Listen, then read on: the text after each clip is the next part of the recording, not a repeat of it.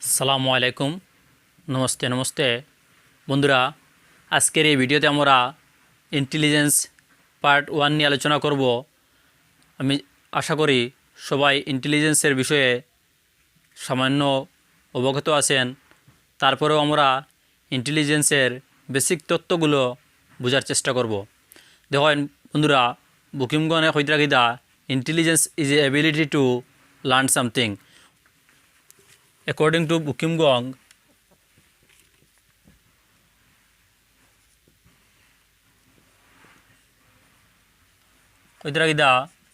intelligence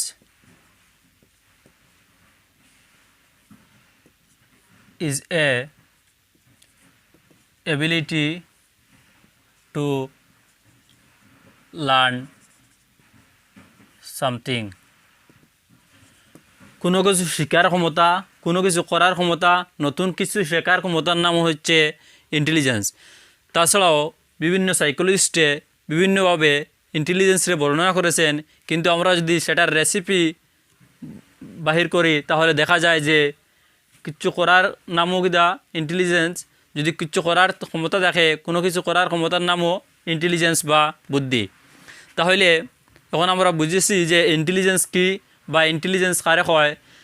তাহলে আপনি কি জানেন সর্বপ্রথম ইন্টেলিজেন্সের তত্ত্ব কে দিয়েছিলেন বা ইন্টেলিজেন্সের জনক কাকে বলা হয়, ফাদার অফ ইন্টেলিজেন্স কে আপনি কি জানেন? দেখেন, ফাদার অফ ইন্টেলিজেন্স হচ্ছেন Alfred Binet. Sir Alfred Binet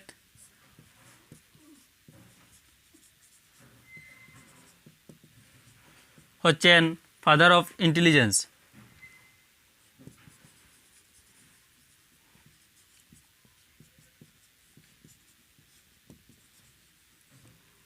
intelligence আমরা তাছাড়াও জিন পিয়াজেটের থিওরিতে আমরা জেনেছি যে জিন পিয়াজেটে আলফ্রেড বিনেটের সাথে কগনিটিভ ডেভেলপমেন্টে নিয়ে কাজ করেছিলেন। কয়েকটি বাচ্চার উপরে তিনি স্টাডি করেছিলেন।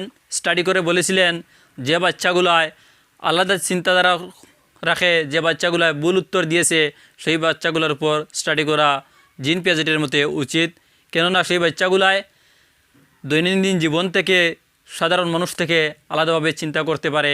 সেই বাচ্চাগুলার ক্রিয়েটিভিটি আলাদা, সেই বাচ্চাগুলো হচ্ছে ডাইভার্জেন্ট বাচ্চা। দেখেন, এখন আমরা জানছি ইন্টেলিজেন্সের জনককে, অর্থাৎ ইন্টেলিজেন্সকে দিয়েছিলেন ফাদার অফ ইন্টেলিজেন্স। এখন আমরা ইন্টেলিজেন্সের বিষয়ে আরও একটু জানার চেষ্টা করব। দেখেন, আলফ্রেড বিনেটের থিওরিতে যাওয়ার পূর্বে আমরা এই থিওরিতে এই যে পার্ট 1-এ আমি এমনভাবে ডিজাইন করেছি যাতে আমরা ইন্টেলিজেন্স বিষয়ে সামান্য তথ্য আহরণ করতে পারি। দেখেন, আরেকজন সাইকোলজিস্ট কই রাখি দা intelligence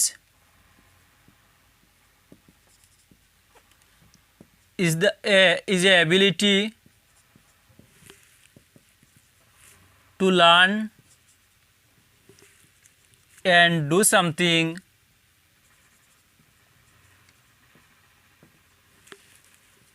with conscious mind.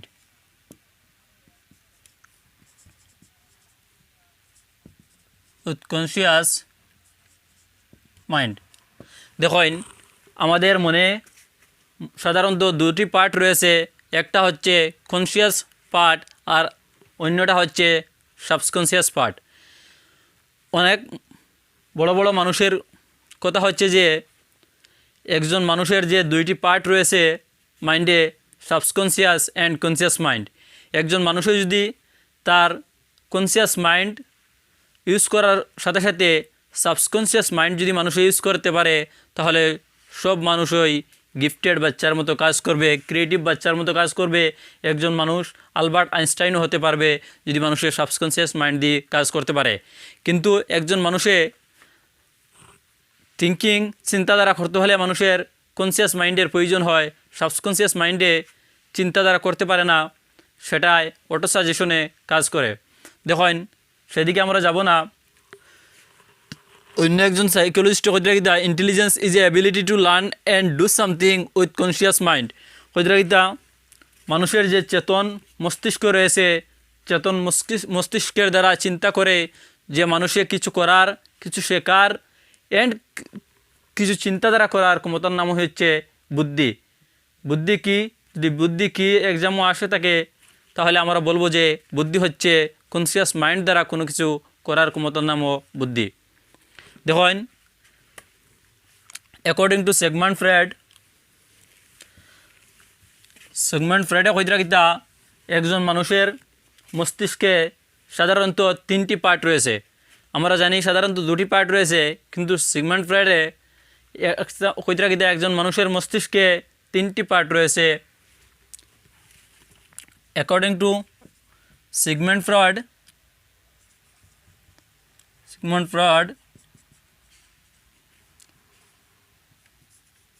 there are 3 parts in human minds. Part number 1, তিনি একটা ট্রায়াঙ্গুলের সাহায্যে সেটা বুঝিয়েছিলেন। Part 1, part 2, part 3। পার্ট 1 রে কইতা কিতা conscious mind,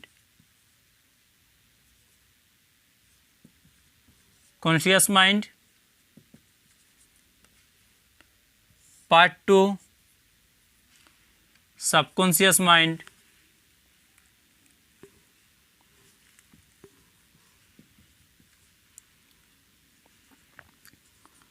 and part 3 unconscious mind.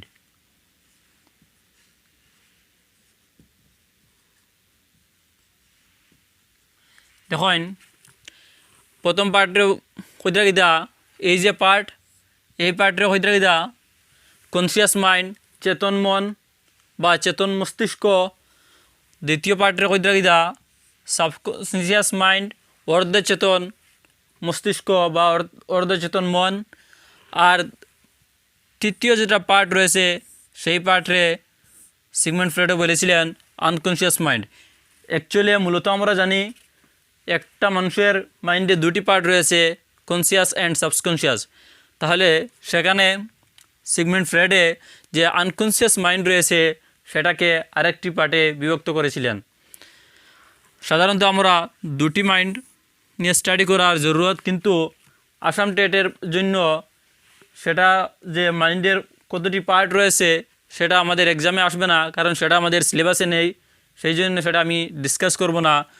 সেই একমাত্র এই জন্য ডিসকাস করেছিলাম যাতে সিগমন্ড ফ্রয়েডের একটি কোটেশন বোঝাতে হচ্ছে। সিগমন্ড ফ্রয়েড বলেছিলেন যে মানুষের যে কনসিয়াস মাইন্ড থেকে যে চিন্তাধারার ক্ষমতা সেটাই হচ্ছে বুদ্ধি।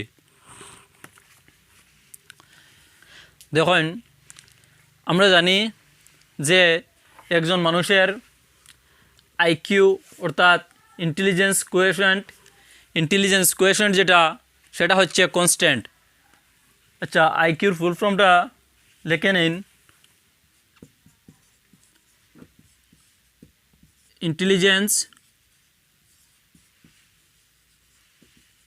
কোয়েশন্ট।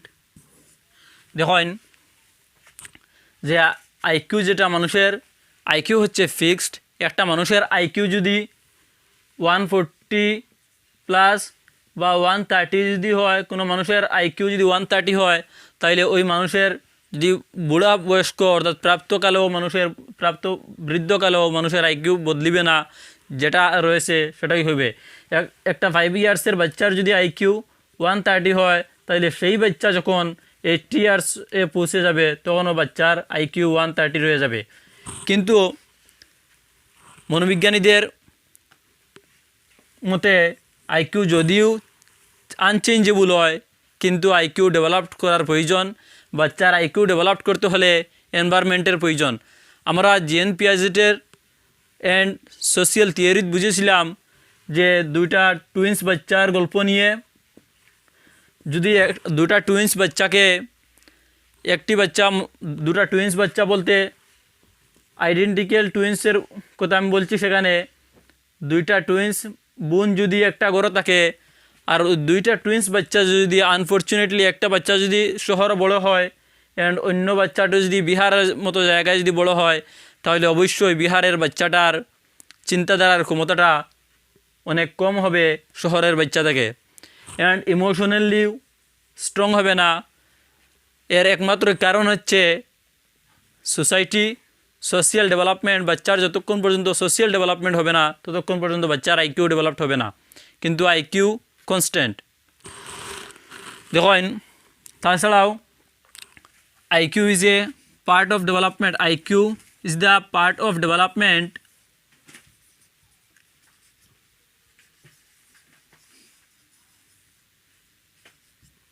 আইকিউ হচ্ছে ডেভেলপমেন্টের একটি অংশ। দেখেন তখন আমরা জানব থর্নডাইকের মতে ইন্টেলিজেন্স কয় ধরনের। থর্নডাইক আমরা জানি লার্নিং ল দিয়েছিলেন।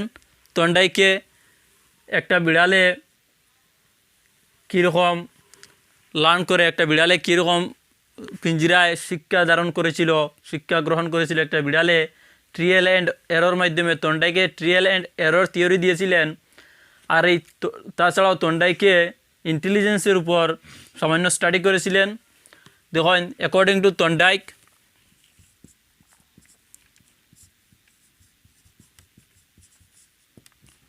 থর্নডাইকের মতে there are 3 types of intelligence. 3 types of intelligence.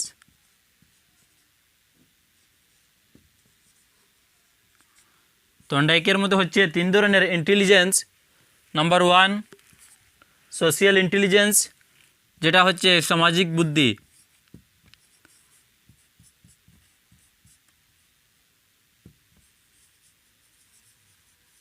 Social intelligence. Number 2 হচ্ছে কনক্রিট ইন্টেলিজেন্স।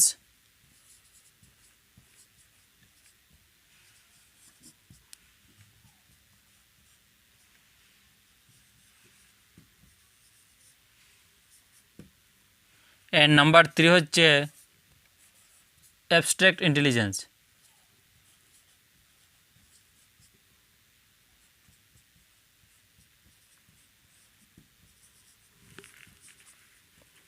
দেখেন থর্নডাইকে কই দিরা একটা মানুষের যদি সোশিয়াল ইন্টেলিজেন্স থাকে তাহলে ওই মানুষটা এমএলএ হইতে পারবো, মন্ত্রী হইতে পারবো, গাঁও পঞ্চায়েত হইতে পারবো, মোটিভেশনাল স্পিকার হইতে পারবো, লাইক সন্দীপ মহেশ্বরী। কইরা কিতা যে মানুষের সোশিয়াল ইন্টেলিজেন্স থাকে, সামাজিক বুদ্ধি, সেই মানুষ সমাজের সাথে খুব তাড়াতাড়ি ঘনিষ্ঠতা সম্পর্ক তৈরি করতে পারে। একজন মানুষে যদি আপনি দেখেন বেশিরভাগ সমাজের সাথে খুব তাড়াতাড়ি মিলে যায়, তাহলে থর্নডাইকের মতে তার কাছে সোশিয়াল ইন্টেলিজেন্স রয়েছে। তারপরে কইরা কিতা কনক্রিট ইন্টেলিজেন্স। যদি একটা মানুষের কনক্রিট ইন্টেলিজেন্স থাকে তাহলে মানুষটা বাস্তব জগৎ নিয়ে চিন্তাধারা লাগাইতে পারবো। তাছাড়া যদি একজন মানুষের অ্যাবস্ট্রাক্ট ইন্টেলিজেন্স থাকে তাহলে একজন মানুষে অ্যাবস্ট্রাক্ট চিন্তাধারাগুলো করতে পারবো, স্পেশাল আন্ডারস্ট্যান্ডিং বুঝতে পারবো, ম্যাথমেটিক্স বুঝতে পারবো, ম্যাথমেটিক্সের যে কঠিন প্রবলেমগুলো রয়েছে সেই প্রবলেমগুলোও সলভ করতে সাহায্য হবে অ্যাবস্ট্রাক্ট ইন্টেলিজেন্সের দ্বারা। যে মানুষের অ্যাবস্ট্রাক্ট ইন্টেলিজেন্স থাকবে সে ম্যাথমেটিক্স খুব ভালোভাবে করতে পারবে।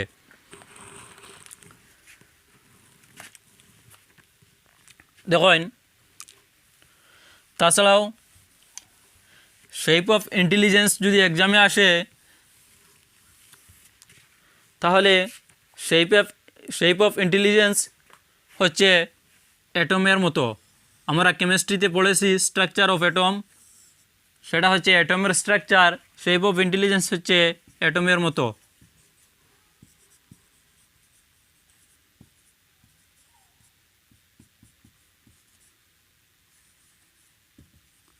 Shape of intelligence. এখন আমরা ইন্টেলিজেন্সের নিয়ে 2-1টি মতবাদ জানব, অর্থাৎ 2টি মিথ্যা অপবাদ জানব ইন্টেলিজেন্স নিয়ে।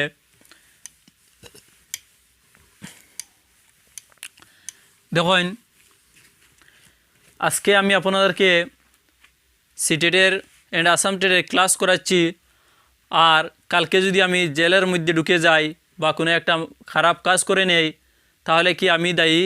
দেখুন তার জন্য আমি দায়ী নয়। সেটার জন্য দায়ী হচ্ছে ইন্টেলিজেন্স অর সোসাইটি।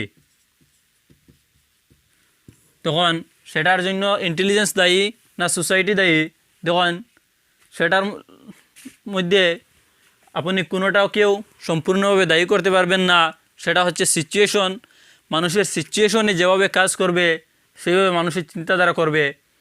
আমরা সবাই জানি মোরাল ডেভেলপমেন্টের থিওরি দিয়েছিলেন খুলবার্গে, যিনি 72 বয়েজের উপরে স্টাডি করে আমাদেরকে খুব সুন্দর মোরাল ডেভেলপমেন্ট থিওরি দিয়েছিলেন। আর অবশেষে সেই মোরাল ডেভেলপমেন্টের জনক খুলবার্গ সুসাইড করতে বাধ্য হন, সুসাইড করে অবশেষে মারা যান। তাহলে আমরা সেখান থেকে বুঝতে পারলাম যে একজন মানুষের সিচুয়েশনের উপরে প্রভাব পড়ে, মানুষের সিচুয়েশন নিয়ে যেভাবে চিন্তাধারা করবে সেটা দায়ী হবে।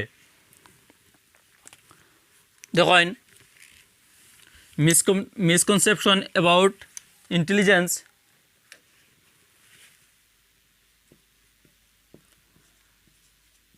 Misconception about intelligence.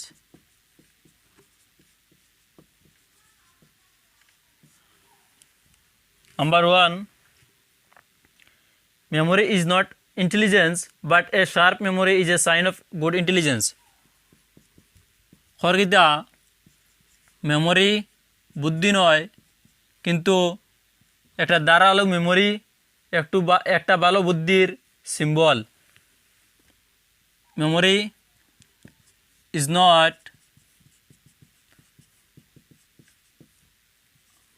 intelligence, but a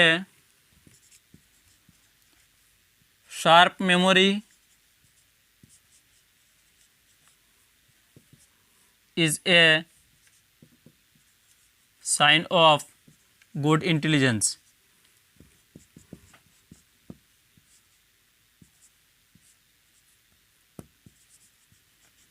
যে মানুষের মেমোরি, মানুষে যে রটটাইল তুতার মতো মুখস্থ করতে পারে সেটা কিন্তু যে ইন্টেলিজেন্স না। আমরা সেটা বলতে পারবো না যে একটা বাচ্চা যদি 1 থেকে 20 পর্যন্ত টেবিল 1 ঘন্টার মধ্যে মুখস্থ করে নেয়, তাহলে যে বাচ্চাটার ইন্টেলিজেন্স খুব ভালো, তার বুদ্ধি খুব বেশি, বাচ্চাটা গিফটেড, বাচ্চাটা ক্রিয়েটিভ, সেটা আমরা বলতে পারবো না। খরগিতা memory is not a intelligence, but a sharp memory is a sign of good intelligence. কিন্তু তার থেকে আমরা সেটা অনুমান নিতে পারি যে যদি একটা শার্প মেমোরি হয়, একটা বাচ্চার যদি স্মৃতিশক্তি যদি ভালো হয়, তাহলে বাচ্চার ইন্টেলিজেন্স ভালো হতে পারে, মেবি, কনফার্ম না, 100% না। তারপরে আর একটা মিসকনসেপশন খরগিদা, intelligence is not granted for ডেলিকুয়েন্সি।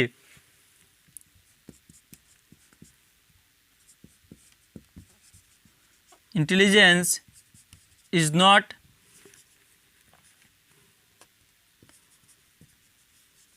granted for delinquency.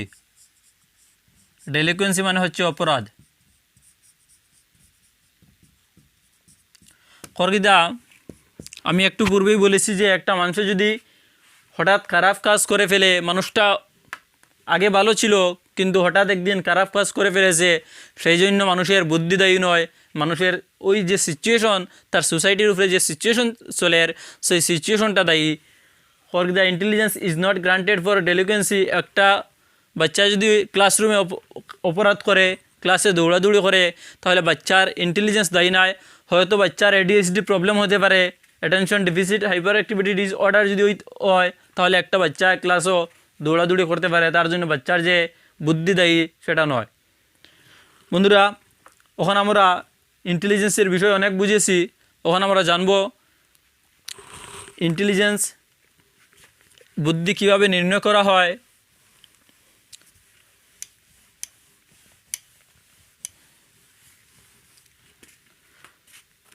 দেখেন,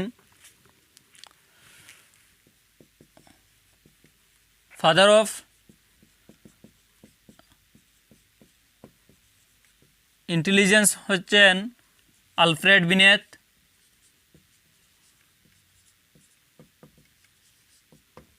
1905 সালে আলফ্রেড বিনেতে ইন্টেলিজেন্সের তথ্য দিয়েছিলেন ইউনিফ্যাক্টর থিওরি যেটা। আর যদি এক্সাম আসে যে আলফ্রেড বিনেত কোথায় বাস করতেন আলফ্রেড বিনেত, তাহলে অবশ্যই আপনি আনসারটা দিয়ে দিবেন ফ্রান্স। আলফ্রেড বিনেতের বাসা ছিল ফ্রান্স। ফ্রান্সের মান হচ্ছেন আলফ্রেড বিনেত। আলফ্রেড বিনেতে কইতে রাখিদা cause of learning difference is intelligence করতে যদি আইকিউ আলাদা হয়, বাচ্চার যদি আইকিউ বেশ কম হয়, অর্থাৎ 25 আইকিউ স্কোরওয়ালা একটা বাচ্চা আর যদি 120+ স্কোরওয়ালা যদি একটা বাচ্চারে আমরা দুইটা বাচ্চারে যদি পার্থক্য করি, তাহলে বাচ্চার মধ্যে দেখা যাবে কিনা যে বাচ্চাগুলোর মধ্যে লার্নিং ডিফারেন্স রয়েছে সেই বাচ্চাগুলোর মধ্যে আইকিউরও ডিফারেন্স রয়েছে। তাহলে দান খোঁজরা কিতা যে লার্নিং ডিফারেন্সের কারণ হচ্ছে বাচ্চাগুলার ইন্টেলিজেন্স ডিফারেন্স। যদি ইন্টেলিজেন্স আলাদা হয় তাহলে বাচ্চার শেখার ক্ষমতা আলাদা হবে। কিন্তু মডার্ন থিওরিতে সেটা পারফেক্টলি মানা যায় না। গার্ডেনারের মতে মাল্টিপল ইন্টেলিজেন্স হইতে পারে একটা বাচ্চার, হয়তো তার যে আমাদের সিস্টেমেটিক এডুকেশন রয়েছে সেই এডুকেশন হয়তো একটা বাচ্চার লক্ষ্য না থাকতে পারে, কিন্তু বাচ্চার অন্য দিক দিয়ে লক্ষ্য থাকতে পারে, বাচ্চা অন্য দিক দিয়ে স্মার্ট হতে পারে। আলফ্রেড বিনেতের যেটা থিওরি সেটা হচ্ছে সর্বপ্রথম থিওরি, আর সেটা সেই জন্য আজকের দিনে এত অ্যাকসেপ্টেবল নয়, কিন্তু আমাদের সেটা শিখতে হবে যেহেতু এক্সাম আমাদের পাস করতে হবে। দেখুন, তারপরে 1905 সালে আলফ্রেড বিনেতে ইন্টেলিজেন্স নিয়ে স্টাডি করে ইন্টেলিজেন্সের তথ্য দিয়েছিলেন। 1908 সালে আবার আলফ্রেড বিনেতে মেন্টাল এজ মানসিক বয়সের তথ্য দিয়েছেন, যে একটা মানুষের মস্তিষ্কের ক্যাপাসিটি, একটা মানুষের বুদ্ধি করার ক্ষমতা যেটা, সেটাকে মেন্টাল এজ বলা হয়। আর 1908 সালে তিনি মেন্টাল এজের তথ্য দিয়েছিলেন। তারপরে 1911 সালে আলফ্রেড বিনেতে ফাইনাল টেস্ট ভার্সন রিলিজ করেছিলেন। আমাদের সেগুলি ডিটেলসলি জানার প্রয়োজন নাই, আমাদের শুধু ডেটটা জানার প্রয়োজন, কোন সময় কে কী দিয়েছিলেন সেটা স্টেট বোর্ডে অনেক সময় জিজ্ঞাসা করে নেয়। ফাইনাল টেস্ট ভার্সন 1911 সালে দিয়েছিলেন। আর 1912 শেষে অবশেষে ডাব্লিউ স্টান অর্থাৎ উইলিয়াম স্টান আর কুলম্যানে মিলিয়া MA আপন CA কনসেপ্ট দিয়েছিলেন। তখন 1911 সালে তখন ইন্টেলিজেন্সের যে ফর্মুলা সেটা তৈরি হয় নাই। 1912 সালে MA upon CA mental age বা ক্রোনোলজিক্যাল এজে তথ্য দিয়েছিলেন। কে দিয়েছিলেন? W Stern and Kuhlmann. Kuhlmann আর ডাব্লিউ স্টান উইলিয়াম স্টানে MA আপন CA এর তথ্য দিয়েছিলেন। MA এর ফুল ফর্ম হচ্ছে মেন্টাল এজ, আর CA এর ফুল ফর্ম হচ্ছে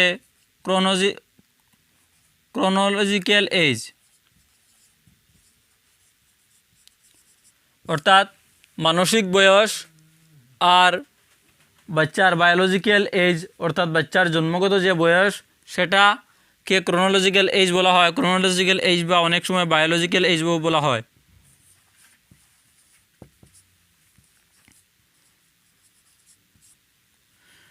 তারপরে 1916 সালে তার মনে আইকিউর সম্পূর্ণ ফর্মুলা দিয়েছিলেন। আইকিউ কীভাবে নির্ণয় করতে হয় সেটি তিনি গিফটেড বাচ্চাগুলার উপরে স্টাডি করেছিলেন। গিফটেড বাচ্চাগুলার জেনেটিক্স নিয়ে স্টাডি করেছিলেন, তাদের বংশবিস্তার নিয়ে স্টাডি করে ফাইনাল ফর্মুলা দিয়েছিলেন MA upon CA × 100। 19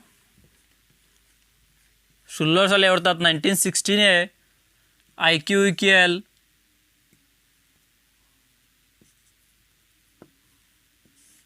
MA upon CA into 100 formula কে দিয়েছিলেন? তার মনে দিয়েছিলেন। তাছাড়াও তার মনে গিফটেড বাচ্চাগুলার জেনেটিক্স নিয়ে স্টাডি করেছিলেন। গিফটেড বাচ্চাগুলার জেনেটিক্স নিয়ে স্টাডি করেছিলেন। বাচ্চাগুলার বাস্তব যে স্টাডি ক্ষমতা সেটা নিয়েও স্টাডি করেছিলেন। করে তিনি MA upon CA কনসেপ্ট দিয়েছিলেন। MA upon CA into 100 সম্পূর্ণ যেটা ফর্মুলা।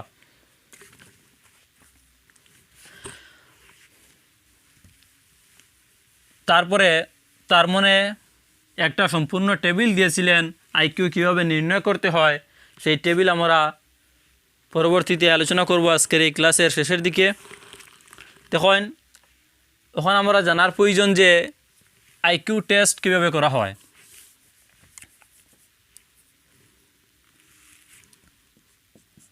আইকিউ টেস্ট ডেভেলপড বা কন্ডাক্টিং। আইকিউ টেস্ট কীভাবে কন্ডাক্ট করা হয় বা ডেভেলপ করা হয়। দেখুন, বাচ্চার ক্রোনোলজিক্যাল এজ উপরে নির্ভর করিয়া আইকিউ টেস্ট ডেভেলপ করা হইব according to chronological age. According to CA অর্থাৎ ক্রোনোলজিক্যাল এজ। দেখুন, for different level of IQ test for different age of child, অর্থাৎ আলাদা আলাদা বয়স্কের বাচ্চার জন্য আলাদা আলাদা আইকিউ টেস্ট নেওয়া হবে। যদি দেখা যায় একটা 5 ইয়ার্সের বাচ্চা হয় আর অন্য বাচ্চাটা 7 ইয়ার্সের হয়, তাহলে ওই 5 ইয়ার্সের বাচ্চার জন্য আলাদা টেস্ট হবে আর 7 ইয়ার্সের বাচ্চার জন্য আলাদা টেস্ট হবে। আইকিউ যদিও বাচ্চার কনস্ট্যান্ট হয়, কিন্তু তার সোসাইটির প্রভাব পড়ে, বাচ্চার সামাজিক ডেভেলপমেন্টের প্রয়োজন। বাচ্চার যত সময় পর্যন্ত সোশিয়াল ডেভেলপমেন্ট হইব না, তত সময় পর্যন্ত বাচ্চার আইকিউ ফুললি ডেভেলপড হইতো না। কিন্তু আইকিউ যে স্কোর সেটা কনস্ট্যান্ট। এখন যদি এক্সামও আসে যে একটা এক্সারসাইজ যে রোহিতের ক্রোনোলজিক্যাল এজ হচ্ছে 10 বছর, রোহিতের ক্রোনোলজিক্যাল এজ হচ্ছে 10 ইয়ার্স অ্যান্ড মেন্টাল এজও হচ্ছে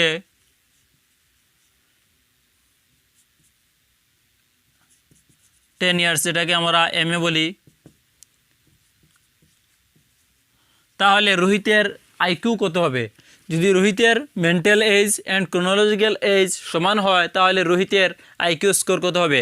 দেখুন, সেটা একটা কনসেপ্ট হচ্ছে, যদি একটা বাচ্চার mental age and chronological age যদি সমান হয়, তাহলে বাচ্চার আইকিউ স্কোর সবসময় 100 হবে। IQ equal MA upon CA into 100। দেখুন, এখন যদি আমরা MA-র মান 10 ইয়ার্স বসাই অ্যান্ড ক্রোনোলজিক্যাল এজ CA-র মান যদি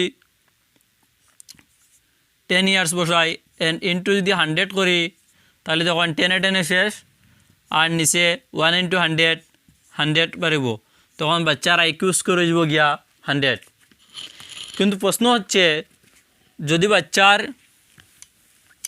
যে কোনো একটি এজ দেওয়া থাকে, তাহলে আমরা একটা বাচ্চার আইকিউ কীভাবে নির্ণয় করব? তাহলে চলুন একটা এক্সারসাইজ দেখা যাক। দেখুন, একটা বাচ্চার মনে করেন শামের ক্রোনোলজিক্যাল এজ অর্থাৎ CA হচ্ছে 10 ইয়ার্স আর মেন্টাল এজ আমাদের জানা নাই, বের করতে হবে। বাট শাম কোন শ্রেণীতে পড়ে সেটা দেওয়া আছে আমাদের কাছে। শাম ক্লাস 7-এ পড়ে। শাম ক্লাস 7-এ পড়ে। তাহলে আমরা আইকিউ কীভাবে বা করব? দেখুন, আইকিউ বা করার জন্য আমরা জানি মেন্টাল এজের প্রয়োজন হয়, কিন্তু সেখানে মেন্টাল এজের জায়গায় ক্লাস দেওয়া হয়েছে। কিন্তু আমরা জানি যে একটা বাচ্চার মেন্টাল এজ বলতে বাচ্চার মানসিক বিকাশ বোঝায়। বাচ্চা যতক্ষণ বিকাশ হইব তার যতটুকু বাচ্চার মেন্টালি ডেভেলপড হয়ে যাব ওই পরিমাণ বাচ্চারে ক্লাসে অ্যাডমিশন দেওয়া হবে। তখন আমরা ক্লাস থেকে বাচ্চার আইকিউ নির্ণয় করতে পারবো। দেখুন একটা বাচ্চা যখন ক্লাস 1-এ যায় তখন তার এজ হয় 5 ইয়ার্স। যখন বাচ্চা ক্লাস 2-তে যাইব তখন তার এজ হয়ে যাব 6 ইয়ার্স। আর যখন বাচ্চা ক্লাস 5-এ যাইব তখন তার এজ হয়ে যাব 10 ইয়ার্স। বাচ্চা যখন 6-এ যাইব গিয়া তখন তার এজ হইব গিয়া 11 ইয়ার্স। আর যখন 7-এ যাইব তখন বাচ্চার এজ হইব গিয়া 12 ইয়ার্স। তখন এই 12 ইয়ার্স থেকে আমরা ক্লাস 7 থেকে 12 ইয়ার্স ধরে নিয়ে আমরা বাচ্চার আইকিউ স্কোর বের করতে পারি। তাহলে সেখান থেকে আমরা ধরে নেব যে মেন্টাল এজ সেখান থেকে ধরে নেব 12 ইয়ার্স। তখন তো আমাদের কোয়েশন সলভ হয়ে যাবে। MA/CM mental age 12 years by 10 × 100। দেখুন এখন তো সলভ হয়ে যাবে 0 × 0, 0/0 শেষ। 12 × 100 = 120। তখন বাচ্চার আইকিউ স্কোর হয়ে যাবে 120।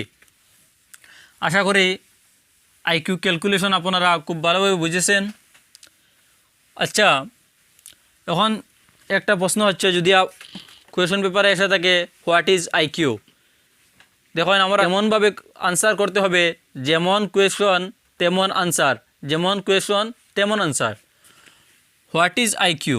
আমরা তো জানি আইকিউ হচ্ছে যে বাচ্চার কিছু করার ক্ষমতা, শেখার ক্ষমতা, লার্ন সামথিং হচ্ছে আইকিউ। বাট কোয়েশনে আমাদেরকে জিজ্ঞাসা করেছে what is IQ, what is IQ, আর কিছু বলে নাই, হোয়াট ইজ আইকিউ। তখন যেমন কোয়েশন তেমন আনসার, আনসার হবে IQ is a unit, IQ is a unit. দেখুন আমরা জানি মিটার, ডেকামিটার, সেন্টিমিটার এ ধরনের ইউনিট রয়েছে, কেজি যেটার আমরা কিলোগ্রাম জানি। ঠিক সেইভাবে আইকিউ হচ্ছে ইন্টেলিজেন্স মাপার একক। এখন আমরা জানব তার মানে আমাদের জন্য যে ইন্টেলিজেন্সের টেবিল তৈরি করেছেন সেটার বিষয়ে। দেখুন তার মানে বিভিন্ন বাচ্চাদের উপর স্টাডি করে একটা টেবিল দিয়েছেন, স্ট্যান্ডার্ড টেবিল। আর সেই টেবিল থেকে আইকিউ নির্ণয় করতে আমাদের সহজ হয়, সুবিধা হয়। আর সেই টেবিলটা বিষয়ে আমরা এখন জানার চেষ্টা করব। আপনারা একদিকে আইকিউ রেঞ্জ লিখে নেবেন আর অন্যদিকে আইকিউ ক্লাসিফিকেশন লিখে নেবেন। আইকিউ ক্লাসিফিকেশন, আইকিউর শ্রেণী বিভাগগুলো হচ্ছে, দেখুন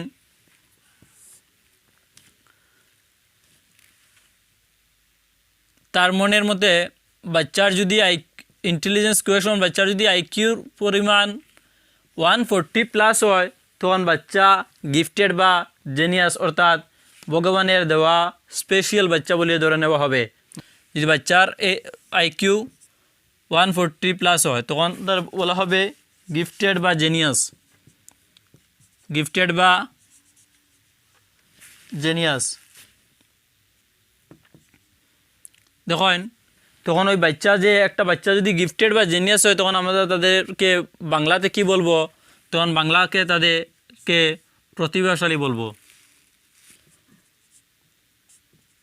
প্রতিভাশালী। তারপরে বাচ্চার স্কোর যদি 121 থেকে শুরু করে 139 পর্যন্ত হয় তাহলে সেই বাচ্চাকে ভেরি সুপিরিয়র বলা হবে।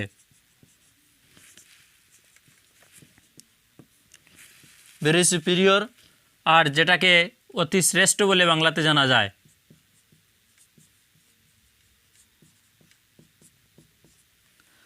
এরপর হচ্ছে বাচ্চার আইকিউ যদি 111 থেকে শুরু করে 120 পর্যন্ত হয় তাহলে সেই বাচ্চাকে সুপিরিয়র বলা হবে।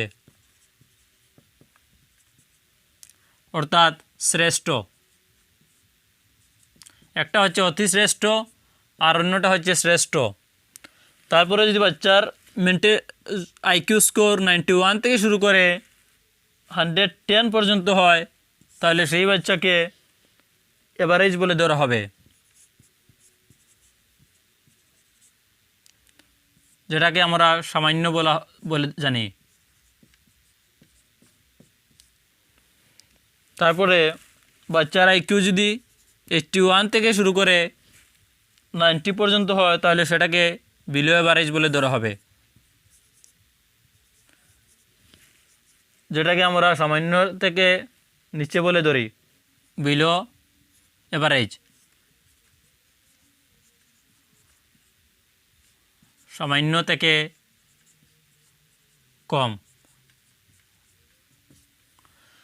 তারপরে হচ্ছে 71 থেকে শুরু করে যদি বাচ্চার স্কোর 80 পর্যন্ত হয় তাহলে তারে বর্ডার লাইন বলে ধরা হবে, বাংলাদেশের বর্ডার,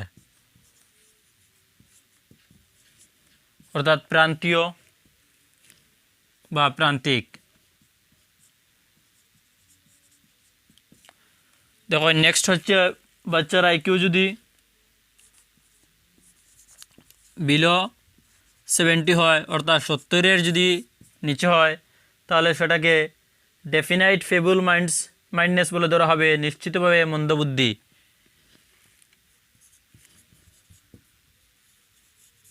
ডেফিনাইট ফেবল মাইন্ডনেস, যেটাকে নিশ্চিতভাবে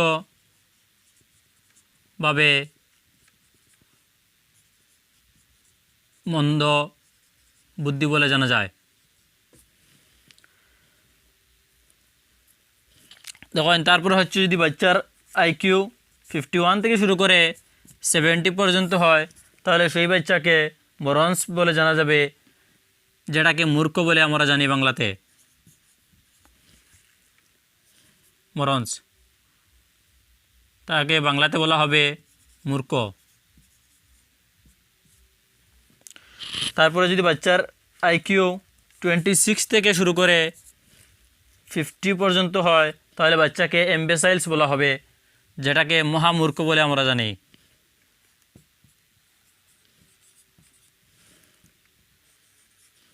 এমবেসাইলস, মহামূর্খ। দেখেন মহামূর্খ অ্যাকচুয়ালি কোনো বাচ্চা হয় না, কোনো বাচ্চা মূর্খ হয় না, কিন্তু সেটা একটা শ্রেণী বিভাজন করা হয়েছে যাতে আমরা বুঝতে পারি। সেই জন্য যদি আমরা আজকে একটা বাচ্চাকে মূর্খ বলে ডাকা শুরু করি তাহলে বাচ্চা সোশিয়ালি ইমোশনালি ডিস্টারবেন্স হয়ে যাবে, তখন বাচ্চা আর স্টাডি করবে না, স্টাডি ছুড়ে দিবে, তখন কোনো বাচ্চাকে আমরা কোনো অবস্থাতেও মূর্খ বলতে পারবো না। সেটাই একমাত্র আমাদের কাছে সীমিত, আমরা শেখার জন্য সেটা বলা হচ্ছে। তারপরে যদি কোনো বাচ্চার এই আইকিউ স্কোর বিলো 25 হয় তাহলে সেই বাচ্চাকে ইডিয়ট বলে জানা হবে, ইডিয়ট, যেটাকে আমরা জড়বুদ্ধি বলি।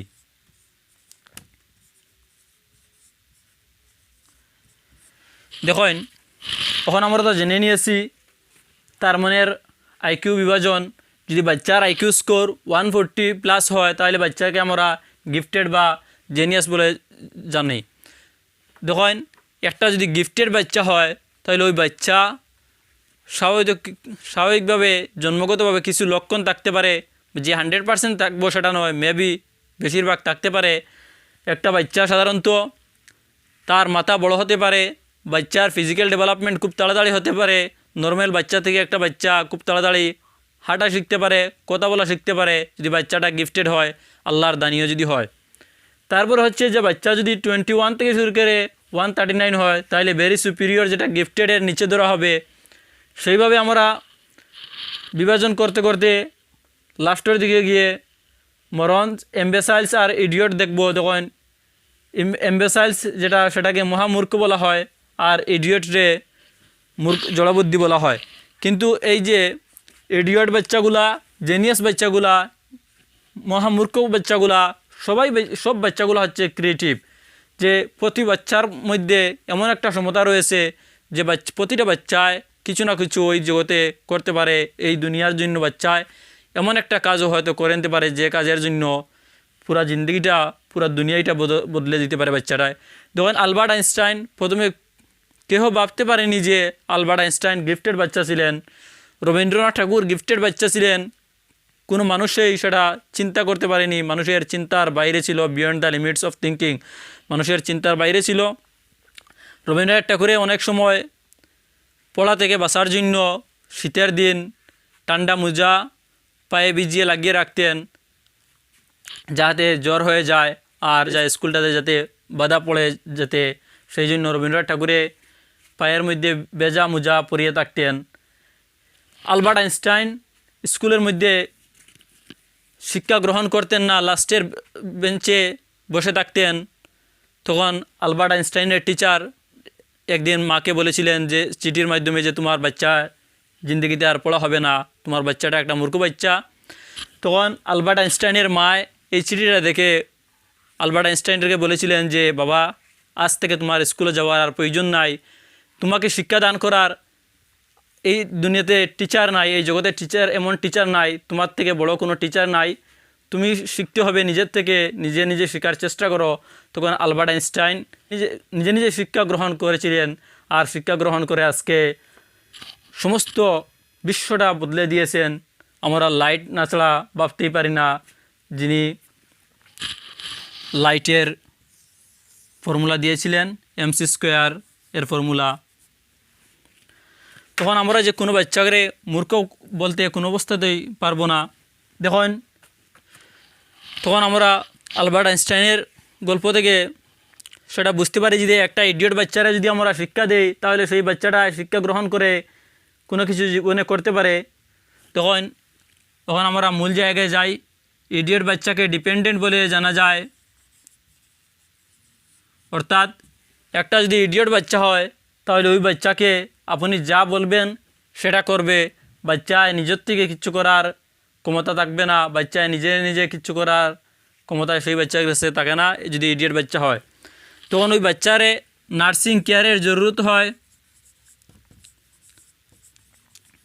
বাচ্চার হেলথ প্রবলেম এর সমস্যা হয়, বাচ্চার হেলথ প্রবলেম হয়,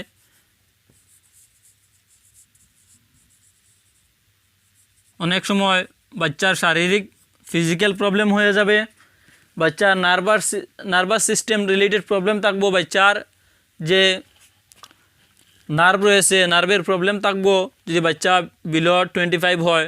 তারপরে হচ্ছে যে এমবেসাইলস, দেখা একটা এমবেসাইলস বাচ্চারে ইডিয়ট বাচ্চা থেকে শিক্ষাদান করা একটু সহজ হয়। তখন ওই বাচ্চাটাকে যদি আমরা ট্রেন করি তাহলে ওই বাচ্চাটায় শিক্ষা গ্রহণ করতে পারবে। তারপরে হচ্ছে মরনস, যদি মরনস বাচ্চাদেরকে আমরা ট্রেন্ডের প্রয়োজন হবে না, ট্রিয়াল অ্যান্ড এররের এত বেশি প্রয়োজন হবে না, মরন বাচ্চাদেরকে শেখানো যেতে পারে, সেজন্য সেটাকে এডুকেবল বলা হয়। দেখুন তারপরে বর্ডার লাইন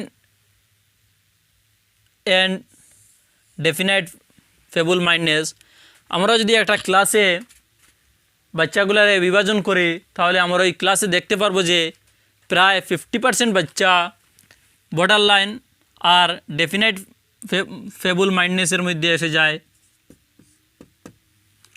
আর অন্য 50% বাচ্চা যেটা হচ্ছে জেনিয়াস অ্যান্ড ভেরি সুপিরিয়র সেটা ক্লাসের মধ্যে এসে যায়। জেনিয়াস অ্যান্ড ভেরি সুপিরিয়র 50%, আর সুপিরিয়র এভারেজ যে বাচ্চাগুলা সুপিরিয়রের এভারেজ সেই বাচ্চাগুলো হচ্ছে 70%। অর্থাৎ যদি একটা শ্রেণীতে 100টা বাচ্চা থাকে তাহলে ওই বাচ্চার মধ্যে আমরা দেখতে পারবো 70টা বাচ্চা সুপিরিয়র অ্যান্ড এভারেজ অর্থাৎ সামান্য বা শ্রেষ্ঠ বাচ্চা, আর 15টা বাচ্চা গিফটেড আর ভেরি সুপিরিয়র হইতে পারে, বাচ্চাগুলা আল্লাহর দানীয় হইতে পারে বা সুপিরিয়র হইতে পারে, আর অন্য 15টা বাচ্চা বর্ডার লাইন হতে পারে বা ডেফিনেট ফেবল মাইন্ডনেস যেটা নিশ্চিতভাবে মন্দবুদ্ধি। কিন্তু এই যে আমরা টোটাল 100% পেয়েছি, এই টোটাল 100% নিঃসন্দেহে সেগুলা এডুকুল বাচ্চাগুলায় শিক্ষা গ্রহণ করতে পারবে। আর যারা গিফটেড সুপিরিয়র রয়েছে তারা তো শিখবেই, কিন্তু প্রতিটা ক্লাসে বাচ্চা শিখতে পারে। তারপরে হচ্ছে যে এমবেসাইলস, ইডিয়ট আর মরনস বাচ্চাগুলা, সেগুলাকে আমরা শিক্ষাদান করতে হলে একটু কষ্ট করতে হবে, পরিশ্রম করতে হবে। বাচ্চাগুলারে ট্রেন দেওয়ার প্রয়োজন, বাচ্চাগুলারে স্পেশাল ক্লাস নিতে হবে। ইনক্লুসিভ এডুকেশনের বলা হয়েছে যে বাচ্চাগুলারে ওভার টাইমে যখন বাচ্চাগুলো যদি পিছনে পড়ে যায় তাহলে তাদেরকে স্পেশাল ক্লাস নেওয়ার প্রয়োজন, কিন্তু সেম শ্রেণীতে বাচ্চাগুলোরে পড়ানোর প্রয়োজন। একটা গিফটেড বাচ্চা আর একটা ইডিয়ট বাচ্চাকেও সেম ক্লাসে পড়ানোর প্রয়োজন। বন্ধুরা, আশা করি আপনারা ইন্টেলিজেন্স পার্ট 1 খুব ভালোভাবে বুঝেছেন। আর যদি ক্লাসটা ভালো লাগে তাহলে ভিডিওটা লাইক করতে ভুলবেন না, আর চ্যানেলটাকে সাবস্ক্রাইব করে রাখবেন যাতে আপনার মূল্যবান ক্লাসটা মিস না হয়ে যায়। আর সবার সাথে ক্লাসটা শেয়ার করে দেবেন যাতে সবার সাহায্য হয়। আর পরবর্তী ক্লাসে আপনি কী পড়তে চান তা আমাকে কমেন্ট বক্সে জানিয়ে দেবেন।